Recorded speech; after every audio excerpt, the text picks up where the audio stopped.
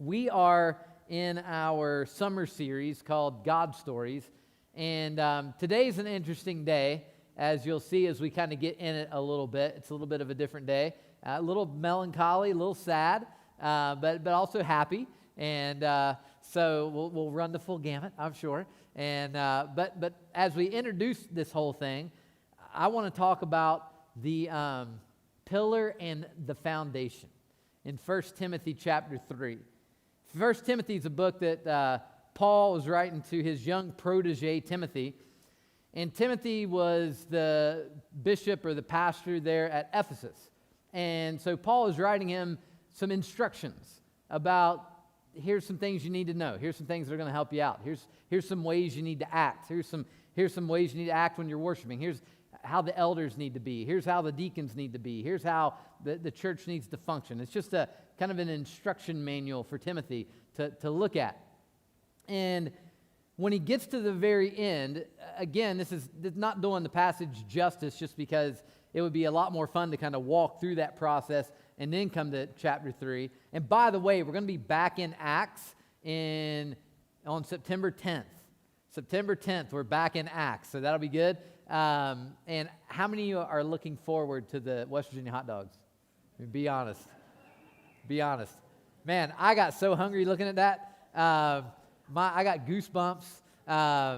Man, there's nothing like getting a hot dog, and not one of these fancy all-beef hot dogs. I mean, one of the ones that are really mixed up, you know? And you want a little chicken, you want a little pig, you want a little beef, you know? You want to run the whole gamut of meat in your hot dog. And you get that hot dog and get a nice soft bun, and you put a little chili on there, a little hot dog chili, not regular chili, no beans, just regular chili, and it's just it's called hot dog chili where I'm from. I don't know what you call it here, but I'm drooling right now. And then you put some coleslaw on there, and it's not this vinegar-based coleslaw stuff either. It's sugar-based coleslaw. All right. And you put that sugar-based coleslaw on there. You'll see. You laugh now, but when you eat that, and that's when it's worth gaining 10 pounds there. That's good stuff. And so I can't wait. You're going to enjoy it, and you're welcome for that little bit of culture that's headed your way. So that being said, I'm going to hurry up because now I'm hungry. But back to 1 Timothy chapter 3, we get here, and Paul kind of gives Timothy like the overarching reason that he's given him this instruction, right? And he says this in verse number 14, although I hope to come to you soon, I'm writing you these instructions so that if I am delayed, you will know how people ought to conduct themselves in God's household. So the reason he's writing him this passage is so they'll know how to conduct themselves in God's household. And another name for household, another way to express this would say God's family. God's family. You know, us here when we come to church is an interesting thing just because you have a lot of choices. And by the way, thank you everybody for coming here this morning. You know you can go a lot of different places, but thanks for being here. But when you come here and you're a part of this thing that we call church, it is not just here, not just in this town, not just in this state. It's all over the world. It's all over the world. You go anywhere in the world and you'll find somewhere, somehow, you'll find this going on in some shape, form, or fashion. Some people have to be quiet about it. Some people can be loud about it. All kinds of different looks, all kinds of different music, all kinds of different dress, all kinds of different methodology. But you got all parts of the world, you got this thing called church going on. And when we all look and we're all Christ-following churches, all of us that are Christ-following churches, the main guiding principle that we have is the word that we have here, the word of God that we've been given, that we can see our heritage and Jesus and his disciples and what they wrote to us about Jesus and who he is, and we look at this in all kinds of different languages and all kinds of different things, and we get the same basic ideas of what is important, what we should be doing, and who we are as a people. Right? And as we look at this, it's so interesting that he says, I'm writing you this so that you'll know how to conduct yourselves in God's family. In God's family. And here we are, trying to do our best expression of these things. And I tell you what, last week was such a cool thing, and I don't know what it was like back here, but at family camp, it was so cool just to see the family, our expression of this, getting together and just hanging out and having fun and swimming and talking and fellowshipping. And man, the talent show was unbelievable. It was just a fun expression of this. The thing is, as you go on in the passage, it says something else that's really cool. We are this family. We're all part of God's family. And by the way, we've been tasked with something that no other anything has been tasked with in all the world. And that's this. We are the church of the living God, the gathering, the called out ones of the living God, the pillar and foundation of the truth. This is an interesting imagery here that Paul gives, that we are. We are the pillar and the foundation. You know, it's interesting when you look at a building, especially back in those times, that they always had like big pillars sticking up, big decorative pillars sticking up, and it was part of the architecture, and it made the building so beautiful to look at. But in order to have those big pillars up that people could see from the outside, there had to be a firm foundation underneath it. You know? And it's so interesting that we are the church of the living God, we are the church, and the church is the pillar and the foundation of the truth. Of the truth. Now you say, well, what is the truth? And I don't point to a philosophy, I point to a person. Jesus said, I am the way, the truth, and the life. We are the pillar and the foundation of the ultimate expression of love and grace and mercy and our Creator who came down to this earth to live and to die for us. We are the expression of that. We are what the world sees of that truth, of the truth of Jesus Christ.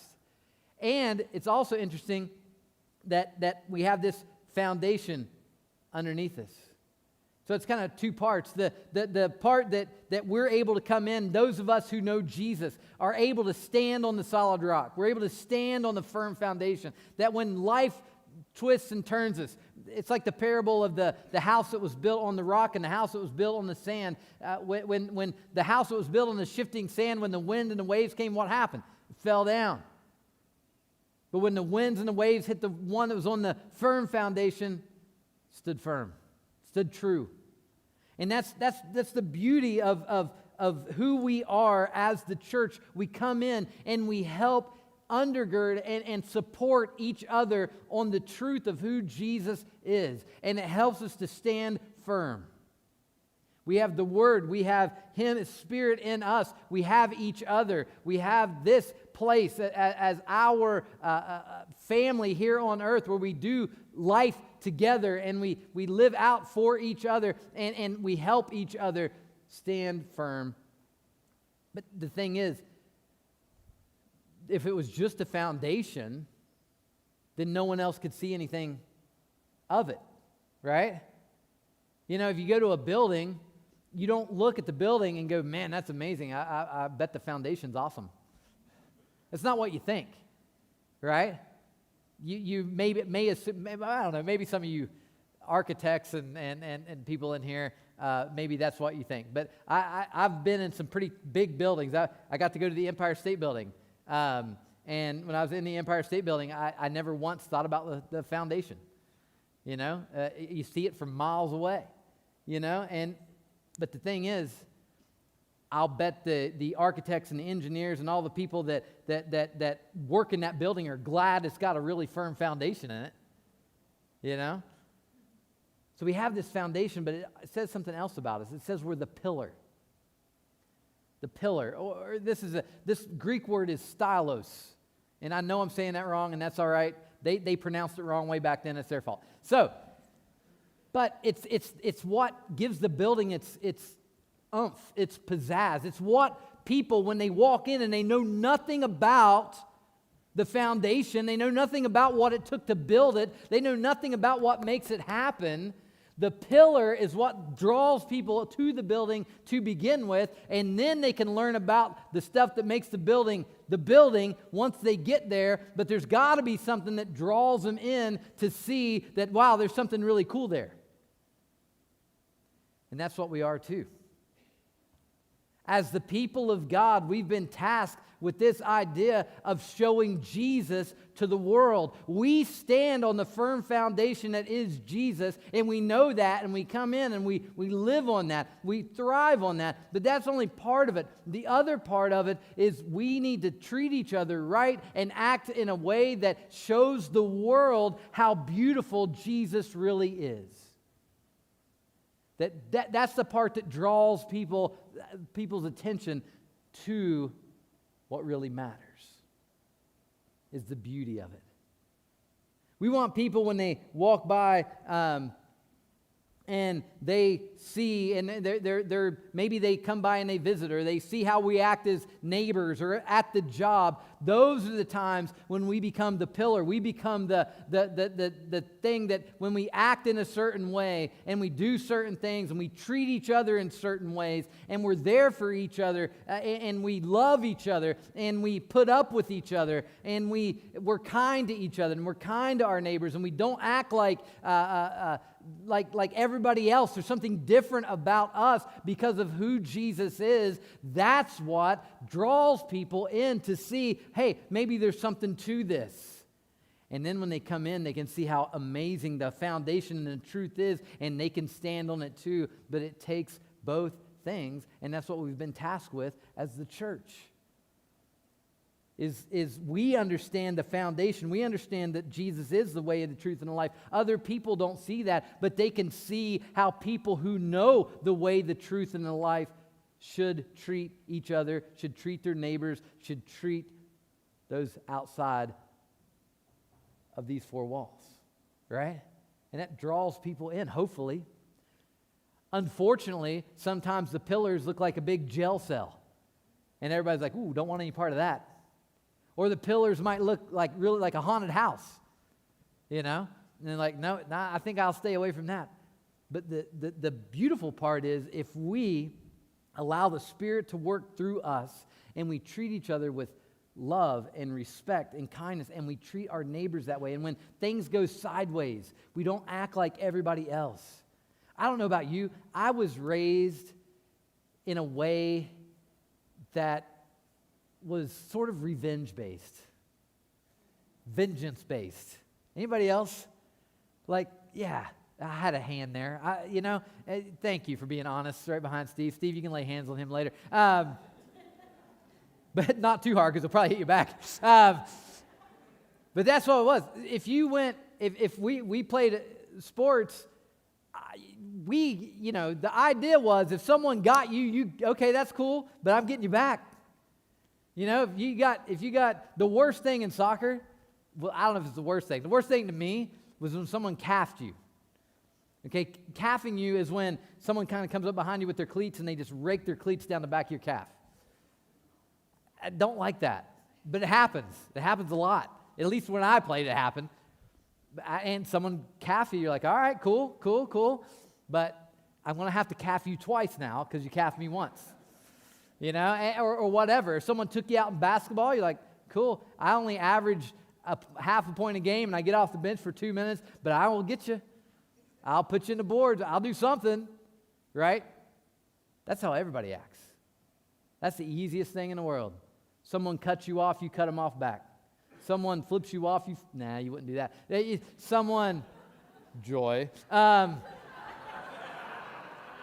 Someone does something to you, you get them back, right? What if we acted different? You know what I've noticed is when someone frustrates me, and I'm not very good at it. As a matter of fact, the people that know me are probably like, what are you talking about? Be quiet, Joy. But here's the thing. What I've noticed is when you get to know somebody and you act a little differently, a lot of times you get to understand why they do what they do, or why they do what what seems to be frustrating you, and all of a sudden it becomes, you see it totally different. When you get to know them, when you're praying for them, when you know their kids, when you know their dog, or whatever it is. And when we act different, when we show grace, when we show mercy, when we show love, when we look like Jesus, people start to notice not the foundation necessarily, but they might see the pillar. They might see the pillar. And they might say, you know what? That's a kind of a cool looking thing. I might want to know a little bit more about that. That's what being a church is all about. It's about helping each other live, and it's also about showing the world who Jesus is. And when the world really sees who Jesus is, he is extremely attractive. He attracts, he pulls in, he brings to himself, because he is beyond anything we can ever get our minds wrapped around. His mercy and his grace and his ability to love and the wisdom, because he's the creator God. He is our Savior. He's our foundation. And I don't know about you, but I want the whole world to see him. Amen? Here's something. It says this at the very end. He said, beyond all question, the mystery from which true godliness springs is great. And he kind of gives a little hymn or a poem of what we're about as the church. And it's all about Jesus, by the way, because that's who the truth is. He said, he appeared in the flesh. He came down and appeared in the flesh. He was vindicated by the Spirit. He was dead for 3 days, and the Spirit came in him again, and he rose from the grave, vindicating who he is as our God. He was seen by angels, was preached among the nations, was believed on in the world, was taken up in glory. And you know, the beautiful thing is we serve that Jesus, and we try to serve him well, and we have this instructions, as Paul said, that helps us understand how to do that. Everybody on board? Now, we have somebody in our church who is leaving us on purpose, and I'm very upset at him. Michael and Patty Long are moving down to San Diego, Chula Vista. I don't know. People tell me where they're at in California. I'm like, okay. I have no idea where any of it is. But it's just south of communist China, I believe. But anyway, they're going down there, and we love them. And Michael was dubbed, before I got here, by the way, Michael was affectionately known as, I believe, the doctrine Nazi, I believe was one of the terms that was used for him. And Michael has been such a strong influence on us in this way of helping us with the instructions. So that we can have a firm foundation under us, and we can shine like a light on a hill to our town. You know, the church doesn't need anybody. The church needs Jesus. But the church uses us somehow, or God uses us somehow in this whole thing called church. And we need each other. And, you know, the thing about Michael, he's been such a great influence on us to keep us in line and to help us and to just make sure we're staying on track. And we are going to miss him. And but that's not the thing I think of when I think of Michael. That's not the thing I think of. I think of a trip that we took. I took a trip with Michael. We were gone for like 4 days, I think it was, down to Lake Tahoe. And if you've been around Michael for very long, you'll know that's where he grew up. And we went to his old house. It was still just like they'd left it. The house that he had when he was a kid, and he grew up. It was a house that they had in the family, and they would go and vacation there all the time. And we got to go there. And the thing that I will never forget about Michael, he's been an elder here for 17 years. The thing I will remember is how he acted when nobody was looking. And that's the thing that impressed me the most. Because I heard all the T crossing and the I dotting and all the instruction part. I got that. And sometimes I got frustrated by it. Because sometimes it's a lot. But you know what? It carried a lot more weight for me when I saw that it wasn't just a foundation with Michael. It was the pillar and the foundation with him in his life. He modeled that for me. Because when nobody was looking, I saw how he treated the waitress. I saw how he treated the server. I saw how he treated the people that were cleaning our room at the hotel. I saw how he treated the person at the front desk. I saw how he treated the guy at the gas station. I saw how he treated me. I saw how he treated my son. And it made a lot of sense to me in the sense that, yeah, there's a lot of instruction here, and there's a lot of knowledge here, and there's a lot of that with him, as there should be with all of us. But there's also the thing I won't forget, and the thing that makes me really, really happy that I got to know Michael and Patty in my life, is that I saw him act in a way that I think Jesus would have acted in those same situations. And so, that being said, I'd like to invite him up and let him talk. And I just told him to do whatever. So you guys might be here a while. So he's coming up, and we'll talk a little bit more after that. But we love you, Michael, and we'll miss you.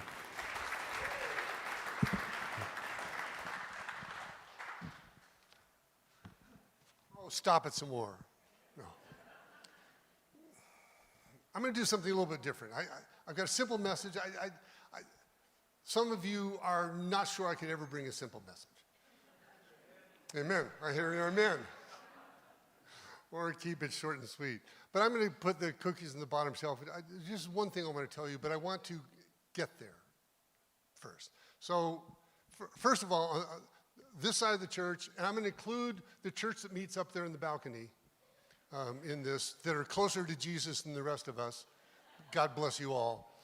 On this side of the room, when I point the microphone out to you, I want you to shout with all conviction, "So what?" Okay, we're going to practice that. So what? And on this side, I want you to say, "Who cares?" Who cares? So what? Who cares? Okay, now I can start. Patty and I got married in 1975. I graduated from seminary in 1979. And we moved back to where she grew up in Ventura at the beach in California. So what? Who cares? Oh, and you at home, pick a side, whatever you want to do. And so we moved to Ventura, and we were there for 25 years, and we raised our 3 kids, Garrett, Chad, and Kelly, there in a church that some of the people right here were with us down there. So what? Who cares? So after 25 years, we want to escape California, and so our daughter Kelly moved up here to Bend first, and then we followed her in 2005. So what? Who cares? Okay. You guys are harsh. So we're here, and our daughter gives us 3 grandkids. And the oldest now we've been here for their entire lives. Their oldest is 15 and 13, and you know what that means. So what? Who cares? Yeah, that's what it means. So what? Who cares? So they're 15, and they're too busy for Grammy and Papa. And so we wonder, what in the heck are we going to do about that? Well, our son Chad, who's married and lived in Tacoma, moved down. He grew up a surfer in Ventura, and I grew up a surfer in. He moved down, he couldn't stand up there, so he moves down to Chula Vista. So what? Who cares? And so they have produced 2 grandkids, 3 and almost 5, and grandkids beckon. So what? Who cares? So, Patty being born and raised at the beach, and my family coming from Lake Tahoe where winter really exists there. This is just practice in Bend. The only thing that she thinks that should be on the ground that's white is sand. So what? Who cares? And last winter was the straw that broke the camel's back. So with that and with our grandkids, we have bought a house in Chula Vista, 11 minutes from our kids and 5 blocks away from where they go to church. And so, but it's a fixer-upper. It's going to take 6 months to remodel. So we've sold our house now, and the truck comes tomorrow morning at 8 o'clock, and we leave town on Thursday. I've been packing like crazy. In fact, I'm wearing long pants today, so you don't have to look at my legs because they're all beat up and stuff. So we have to move down into an apartment. The Airbnbs were terrible, so we found a 1-bedroom apartment that we were going to live in for 3 months. Yeah. It's an unfurnished apartment. On the 2nd floor. With no elevator.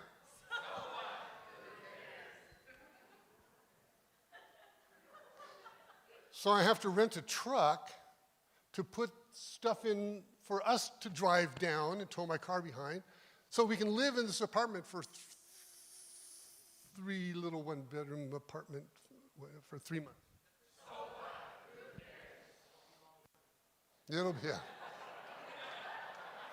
It'll be longer. We're hoping to be into the house by Thanksgiving, but I'm not. Okay, there's a point to this.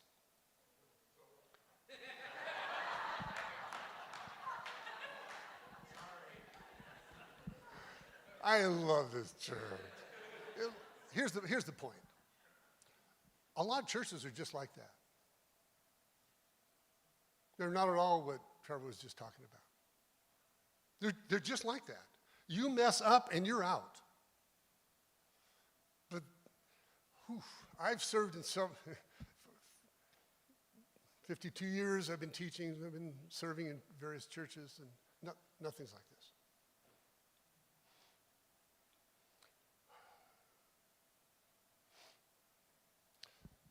You guys are not so what, who cares? You guys are loving and gracious and generous and forgiving and supportive. And here's the point. This is what I want to say. I've been teaching, Sid turned over the new members class, which we call Discover Your Place at Foundry Church, because each of you have a place here. They say in a race, there's 2 kinds of people. There's the runners, and there's the people who stand on the sidelines and comment on how the runners look in shorts. And we don't need those. We don't need the people on the sidelines. You have specific gifts that God has given you to serve one another. Right here. I mean, right now. A lot of churches are, they say, 2 ticks looking for a dog. Okay? You know, you're a tick, and you want something from somebody, and you come to church, and there's no dogs. They're just all ticks. Everybody's ticked off. This church is all full of dogs. You know, there's no dogs in hell. You know why? Because all dogs go to heaven. And so we guys are dogs. I mean, you come to serve. It's wonderful. So here's the thing. In the class, when Sid turned over the new members class to me, and I've told some of these stories already, so here we go. I was asked, why are you here? And almost every time, this is the friendliest church I've ever been at.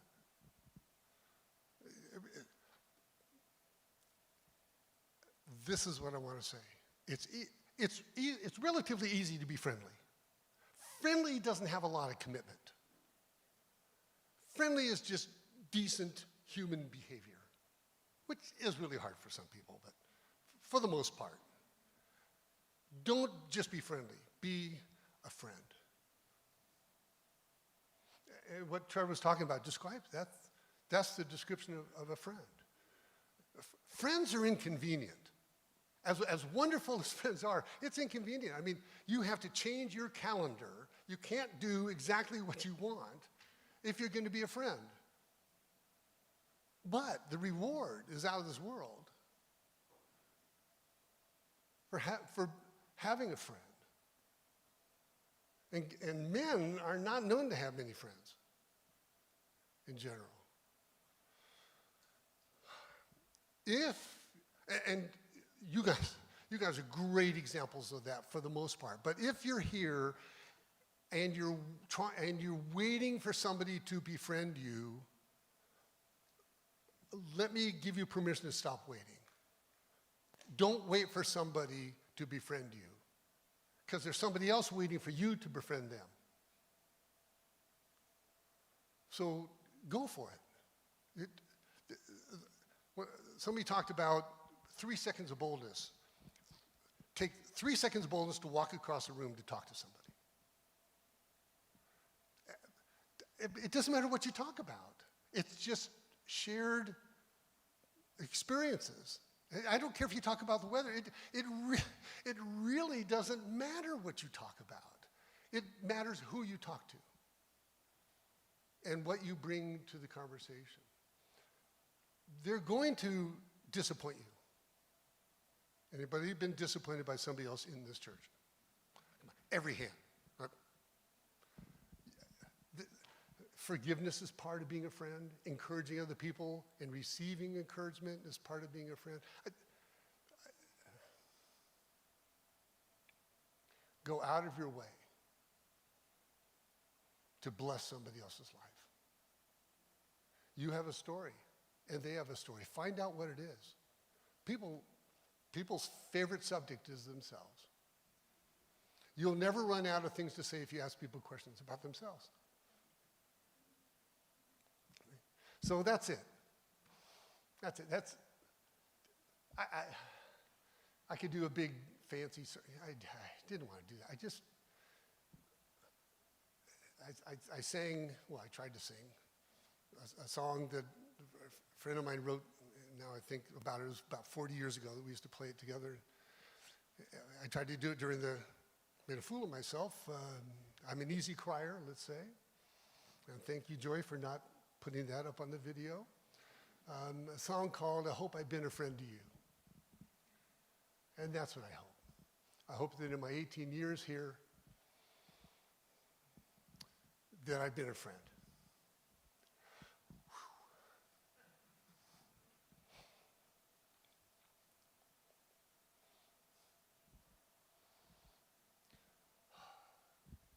Be a friend.